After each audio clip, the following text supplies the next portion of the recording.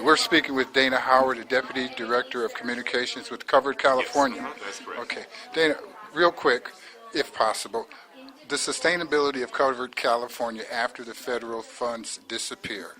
So not a dime of California taxpayer money is going to go into the operation of Covered California.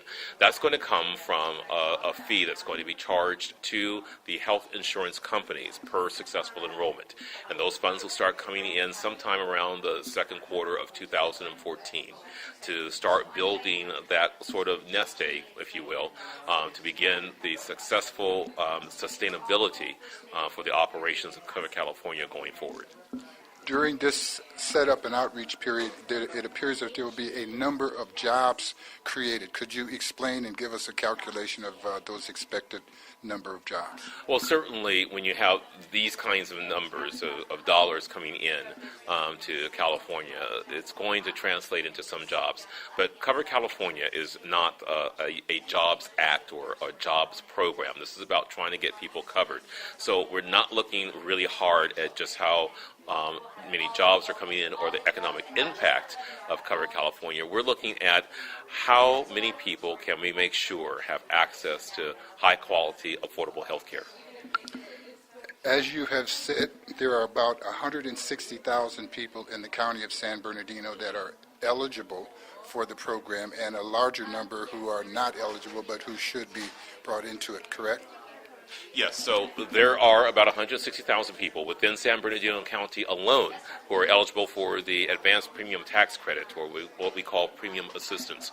That doesn't include the thousands, the scores of thousands more, who are not going to be eligible because they simply earn more than the income limit for that, but who are in turn, though, going to have to purchase insurance on the individual market for themselves, and Cover California is an excellent place for them to come and do that because we're going to have what are called standardized benefits, uniform benefits. So the people who are currently purchasing health insurance on the individual market, the way it's set up right now, there are all sorts of gimmicks and gotchas and games that go along with price insurance.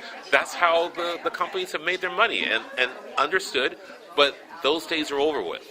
Now the consumer is going to be able to do apples-to-apples comparison, that the copay that's being charged by Anthem is going to be the same that's charged by Blue Cross, which is going to be the same that's charged by HealthNet, which is the same that's charged by LA Care.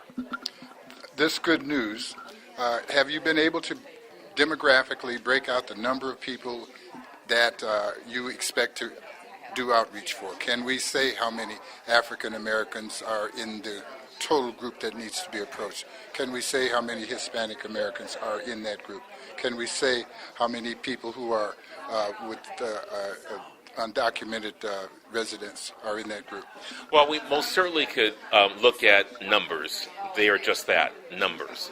And it's not to say that any group is any more important than the other group. So I don't want to look at, well, there are this many Latinos and this many African Americans and this many Asian, this many folks from the Pacific Islands. That's not, to me, an effective nor equitable way of saying that we've got to do this outreach. We've got to do this outreach for everybody. And it doesn't matter where they live or who they are or where they came from. If they are not covered right now by health insurance, that's the name of the game. We got to figure out how to convince them that this is important, this is their opportunity, this will bring them that peace of mind that says, I'm not going to lose my house because of medical costs. I am not going to go bankrupt because of medical costs. I am going to be covered. You mentioned some 13 languages that your outreach will be in. That indicates that you have identified some particular ethnic groups and classifications of people in the community that you are going to make special approaches for.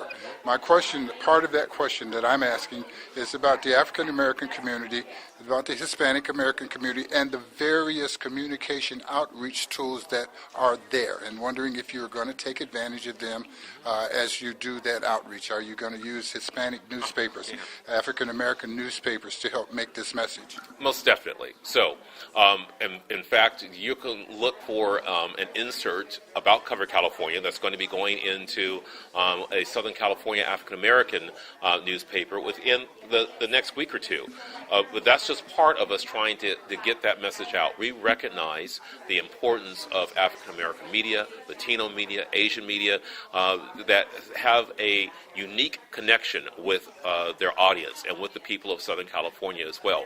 And so we will be using them to get that word out. But on top of just the media aspect of it, we are counting on organizations, community organizations that are within the Inland Empire as well as Los Angeles County to step up to the plate, to say, you know what, we're going to put together really effective plans to get people covered. We are going to join the outreach network. We're going to become certified enrollment entities and be able to put together a strategy and plan to get everybody covered.